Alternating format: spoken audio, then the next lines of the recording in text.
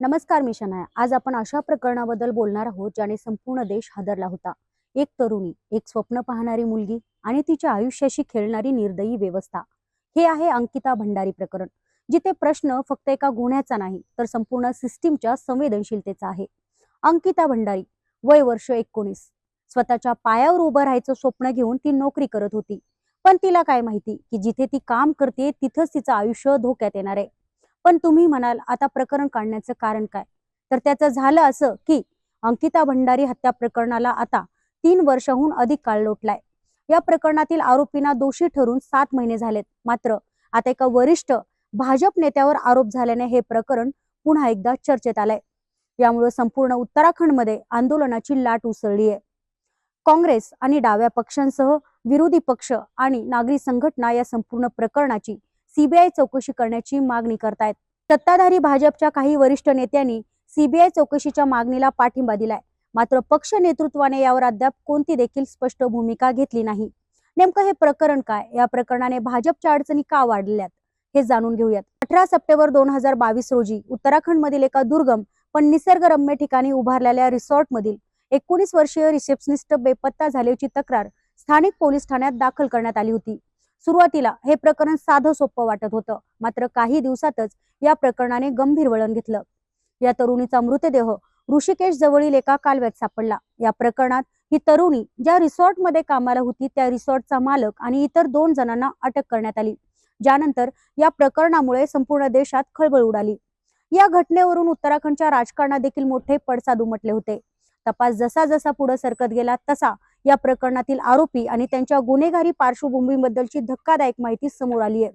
उत्तराखंडच्या पौडी गलवाल जिल्ह्यातील डोब श्रीकोट गावची रहिवासी असलेल्या अंकिता भंडारी ऑगस्ट 2002 मध्ये एमकेश्वर येथील वनतारा रिसॉर्टमध्ये रिसेप्शनिस्ट नोकरीवर रुजू झाली. नोकरीला महिना पूर्ण होण्याआधीच तिचा मृत्यू झाला. पोलिसांनी दिलेल्या माहितीनुसार 18 सप्टेंबरच्या रात्री अंकिता आणि रिसॉर्टचा मालक पुलकित आर्य, जो की सध्या भाजपचे वरिष्ठ नेते आहेत, त्यांचा मुलगा आहे. रिसॉर्टमधील 2 कर्मचारी सौरभ भास्कर आणि अंकित गुप्ता यांच्यात वाद झाला होता.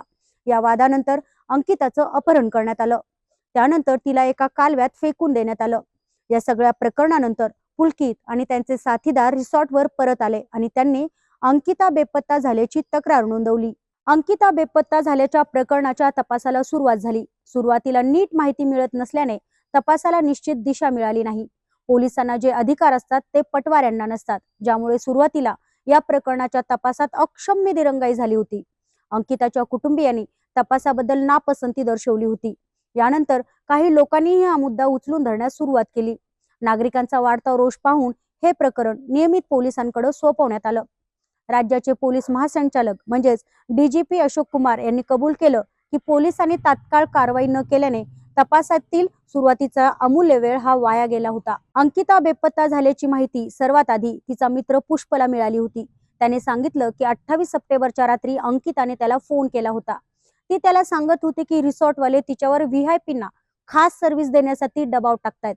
हीच बाब अंकिताच्या हत्येसाठी कारणीभूत ठरल्याचं नंतर तपासातनं उघडकीस आलं.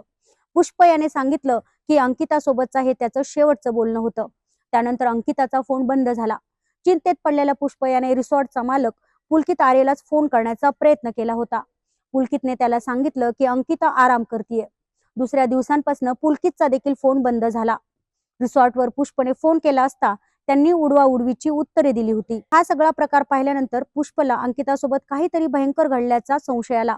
त्याने पोलिसांशी संपर्क साधून या प्रकरणाला लक्ष घालण्याची विनंती केली होती.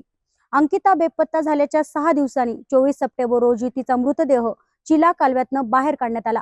एम्स ऋषिकेश येथे शवविच्छेदन करण्यात आलं. यामध्ये तिचा मृत्यू पाण्यात बुडाल्याने झाल्याचं निष्पन्न झालं. मात्र तिच्या शरीरावर अनेक जखमा देखील असल्याचं पाहायला मिळालं. अंकिताचा मृत्यू होण्याआधी तिला मारहाण झाली होती हे यातून दिसून आलं. त्यानंतर तिचा व्हीसीआर ही तपासणीसाठी पाठवण्यात आला. यातून तिच्यावर लैंगिक अत्याचार झाला असल्याचं स्पष्ट झालं. अंकिताचा खून झालाय हे कळल्यानंतर नागरिक संतप्त झाले. त्यांनी आरोपींना घेऊन जाणाऱ्या पोलिसांच्या गाडीवरच हल्ला चढवला होता. स्थानिकांनी रिसॉर्टची देखील तोडफोड केली होती. पुलकित आर्य हा भाजप नेत्याचा मुलगा असल्याने त्याला वाचवण्यात येत असल्याचा आरोप केला जाऊ लागला. दरम्यान पुलकित आर्य याचे वडील विनोद आर्य हे उत्तराखंडमधील सत्ताधारी भारतीय जनता पक्षाचे ज्येष्ठ नेते होते. हे प्रकरण उघडकीस आल्यानंतर त्यांना पक्षातनं काढण्यात आलं. त्यांनी पुलकितला सातत्याने पाठीशी घालण्याचं काम केलं. माझा मुलगा तसा नाहीच, माझा मुलगा साधा आहे, तो असलं काही देखील करणार नाही, असं ते सातत्याने सांगत होते. याच विनोद आर्य यांच्यावर त्यांच्या ड्रायव्हरने शारीरिक छळ आणि अनैसर्गिक कृत्य करण्याचा प्रयत्न केल्याचा आरोप करत गुन्हा दाखल केला होता.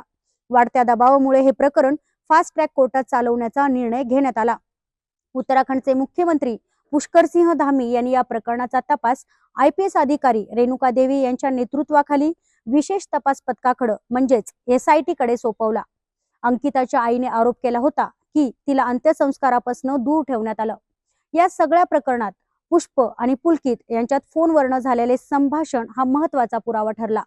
पुलकितला वाटत होतं की अंकिताचा मृतदेह कधीच पोलिसांना सापडणार नाही. अंकिता आणि पुष्प यांच्यात वरचेवर बोलणं होत असल्याने सगळा संशय हा पुष्पवर जाईल.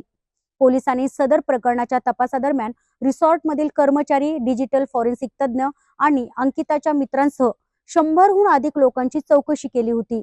यातील 47 जणांना न्यायालयात हजर करण्यात आलं होतं. पोलिसांनी 90 दिवसांच्या आत 500 पानांचं दोष आरोपपत्र सादर केलं होतं. सरकारी पक्षाच्या वकिलांनी युक्तिवादादरम्यान सांगितलं की अंकितावर शारीरिक संबंधासाठी आणि VIP ना सर्व्हिस देण्यासाठी दबाव टाकला जात होता.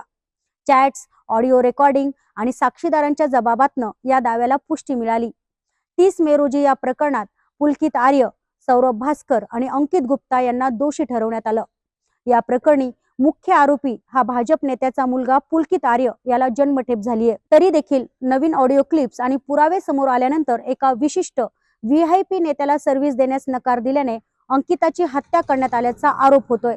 त्यामुळे पुन्हा हे प्रकरण नव्याने उघडकीस येत आहे.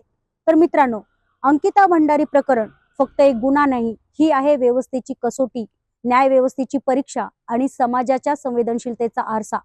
तुम्हाला काय वाटतं? नवीन चौकशी व्हायला हवी का? तुमचं मत कमेंटमध्ये मला नक्की सांगा. आणि हा व्हिडिओ आवडल्यास लाईक करा, शेअर